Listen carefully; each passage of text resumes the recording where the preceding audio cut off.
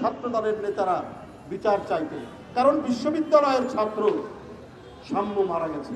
আপনি বিরক্ত হয়েছেন, আপনি ক্ষুব্ধ হয়েছেন, আপনি তুই তোকারি করেছেন ছাত্র নেতাদেরকে। কেন ছাত্র নেতাদেরকে তুই তোকারি করেছেন? আপনি শুনতে চান না, কারণ সাম্য ছাত্র দল করে। আপনার রাজনৈতিক চিন্তা দর্শন কি আমরা জানি, আমরা ইতিমধ্যেই জেনে ফেলেছি।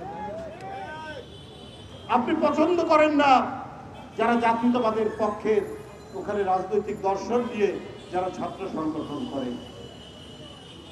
আপনার তো প্রথমে এই উচিত ছিল বেরিয়ে এসে সেই লাশ দেখা এবং এইটার জন্য প্রয়োজনীয় যে কাজ করবেন। আপনি আর আপনার প্রক্টর দুইজনই আপনারা একটি আদর্শে বিশ্বাস করেন। আরে বিশ্ববিদ্যালয়ের কর্তৃপক্ষ নদীর কি বলে যে নদীর ওই যে কি বলে বালু অনেক সময় দখল নেয় না, সেই চর দখলের মতো যদি আপনারা ত্যাগের প্রধান হন তাহলে তো বিশ্ববিদ্যালয় বলা যাবে না। আপনাদের মাথায় যে দর্শন ওইটা ইমপ্লিমেন্ট করার জন্য কাজ করছেন। বাংলাদেশের অনেক বিশ্ববিদ্যালয়ে বর্তমান অন্তর্বর্তীকালীন সরকার এই ধরনের ভাইস চ্যান্সেলর নিয়োগ দিয়েছেন যারা এই কাজটি করছেন। সবগুলো নয়, বেশ কয়েকটি।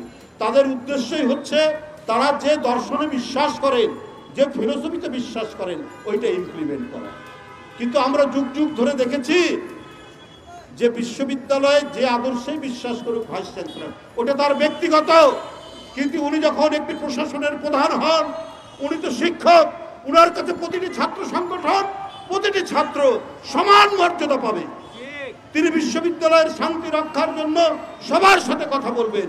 কিন্তু উনি যদি রত হয়ে যান, উনি যদি তার বিশেষ দর্শনকে প্রতিষ্ঠিত করার কাজে নেমে যান, তাহলে বিশ্ববিদ্যালয় কখনোই শান্তিপূর্ণ হবে না।